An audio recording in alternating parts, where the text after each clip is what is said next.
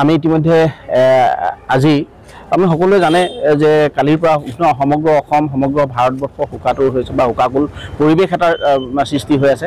আমাৰ মৰমৰ শিল্পী আমি জুবিন গাৰ্গক অসমৰ মাটিত নহয় বিদেশত আমি হেৰুৱাবলগীয়া যি দুৰ্ভাগ্যজনক ঘটনা সংঘটিত হ'ল, তাৰ কাৰণে সঁচাকৈ অসমীয়া মানুহৰ মন ভাৰাক্ৰান্ত হৈ আছে।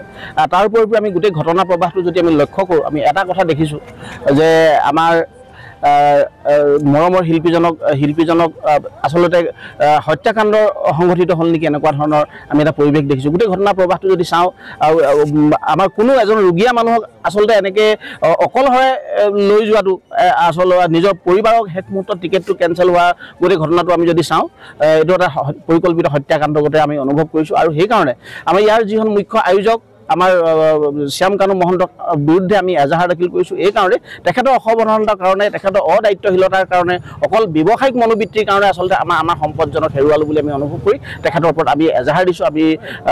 আমি শিৱসাগৰ এজন সচেতন মানুহ হিচাপে মই আচলতে এই এজাহাৰ আজি সদৰ থানাত দাখিল কৰিছোঁ।